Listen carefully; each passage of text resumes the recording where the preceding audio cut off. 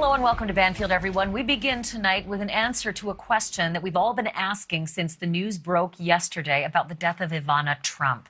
How on earth could she have died so suddenly at just age 73?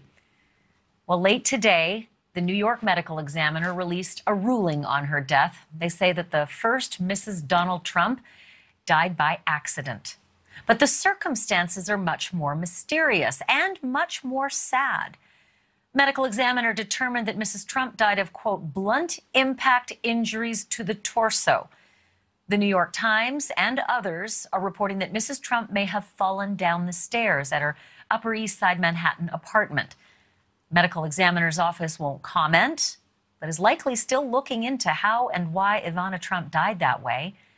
There has been plenty of speculation, however, as friends and family of Ivana Trump try to process why a healthy former Olympian at just age 73 could have died so suddenly. Joining me now, Rob Shooter. He's a former PR agent who now hosts the podcast Naughty But Nice. He has followed Ivana Trump for decades.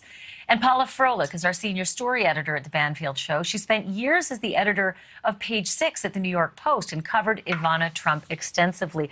All right, to the two of you, this is such sad news. And we were all really surprised and very saddened by, this story yesterday. No one was expecting that Ivana was going to die so soon. But Paula, the Post is reporting a lot of unique and interesting details in the lead up to discovering Mrs. Trump. What are they saying? Well, they're saying basically that the last time anyone actually saw her was Wednesday night when she left her apartment to go get soup from her favorite restaurant, Altese. She goes back, everyone thinks it's normal, and then on Thursday, her home health aide and her housekeeper knocked on the door. No answer. They called her, no answer. So they called the super. The super couldn't get in because the door was double locked. So they got the maintenance guy to finally open the apartment, and that's where they found her, at the bottom of the stairs. She had a spilled cup of coffee next to her, and it's just so sad. It's extremely sad. And Rob, I'm assuming that the tributes are going to start pouring in pretty soon, but Ivana Trump was beloved, and she is a fixture of the New York scene, fixture of the New York tabloid headlines, that's for sure. What are some of the other stories that are circulating right now about everything that led up to this, including the incident itself? Yeah, people are just shocked by this. I can't remember a time in New York when she wasn't around. Her husband went off to Florida and also to DC, her ex-husband. She stayed here. She was a New Yorker. She was here during the pandemic. And I think you have to remember that before Paris Hilton or even Kim Kardashian, she was in that space. And to be that famous with no social media back then, the way she did it is by going out every single night. She was at all the parties, the charity events. It didn't matter if they were fancy events like the Met Ball uptown or even drag bars on the Lower East Side. She would be there pretty much every night. So I think she touched so many different people in New York. And today we're all feeling a little bit sad about that.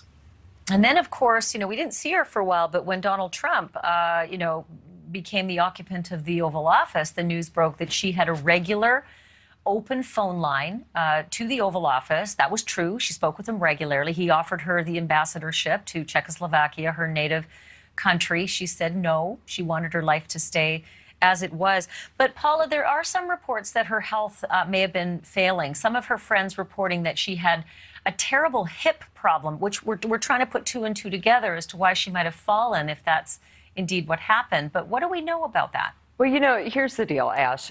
For the last couple years, she's only been seen in photographs holding onto an arm of an aide. And as we all know, when you get to a certain age, it's like Judge Judy always said, it's the falls that'll get you, and you have to be real careful. Now, listen, I've been on the boat, but I do know that Rob Shooter has been in the house. And Rob, you were telling me a little bit about what those stairs were like. Yeah, they're treacherous. So it really is an it's a magnificent building. She has the entire townhouse. It's worth multi-millions of dollars. However, it wasn't as renovated as up to speed as what you might think. So now people are speculating too. Those stairs were always very dangerous too. The carpet on those stairs were a little bit worn too. She was having trouble with mobility. So we're putting it all together, and obviously the outcome is something that nobody wanted. No one expected either. Paula, we didn't escape the images of her youngest son, Eric, who was outside the apartment in New York City, out on the sidewalk yesterday. I mean, it's really just heartbreaking to think that the three kids would get that news. And I think Donald as well getting that news would be really tragic. But Eric was pretty close to her. Oh, yeah. Eric and his wife, Laura, were out there immediately. And by the way, I bet Donald's pretty devastated. She was his confidant. I mean, yeah, she was pretty mad at him right after the divorce, but like a year later, they were back to being buds and raising those kids together. And he talked to her all the time. And she was kind of the one who knew him when, who built him. And he really respected her judgment. And she called him on everything. And he took the advice. She was literally the only person he would listen to half the time. One of the things that Eric said out on the sidewalk to the reporters who were all there, obviously wondering how could this have happened, all he would say is that it was a very sad day, which is an understatement for a youngest son. So, Rod, they're saying no foul play.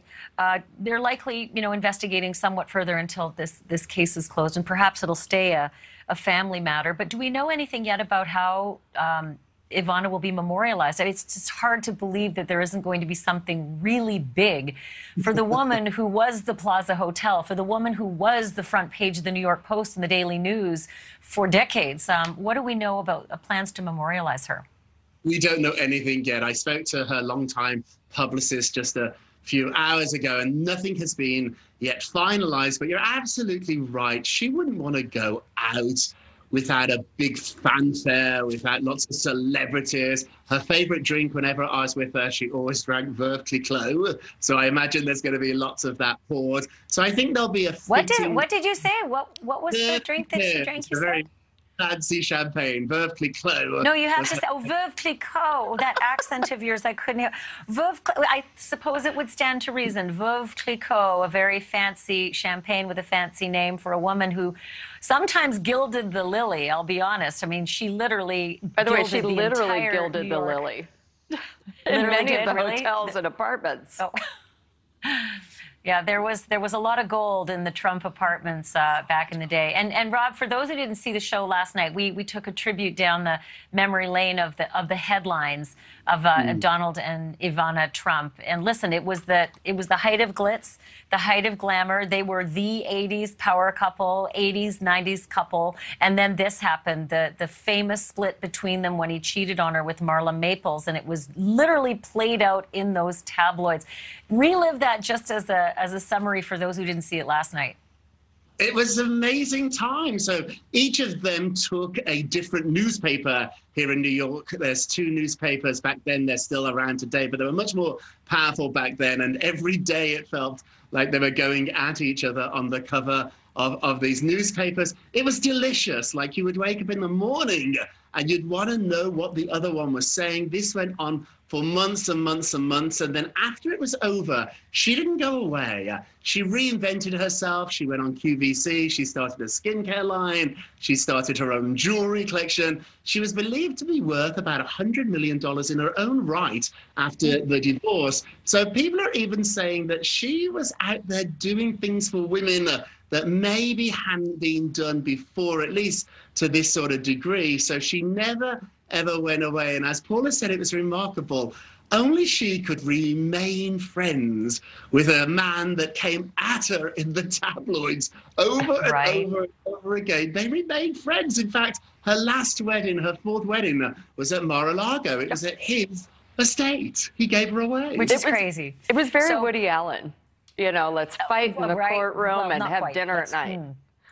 Not quite Woody Allen, but Paula, I do want you to answer to one thing, and we have to wrap it up, and that is that at the beginning of the Trump presidency, the big tabloid story was that Ivana said that she was the real first lady, and that was a pretty uncomfortable comment, and Melania had to deal with that. Do we know how Melania is dealing with this? Has there been Has there been any leaked information, any, sort of Page Six insider information about how Melania has handled the death of someone who Donald clearly still cared for deeply? So here's the deal. We don't actually know, but I can tell you what I would bet, and I would bet it would be just another day for her. Melania and Ivana were diametrically opposite. Ivana was fiery, she was feisty, she was speak your mind. Melania is very icy, cold, and they were never friends. They were not friends. Right, also, right. because Melania was a little bit jealous. New wife, but that's not normal. To be friends with your ex-husband's wife isn't usual. But like I said, I think it's normal. But I can understand how it could be testy. There were a lot of ex-wives too.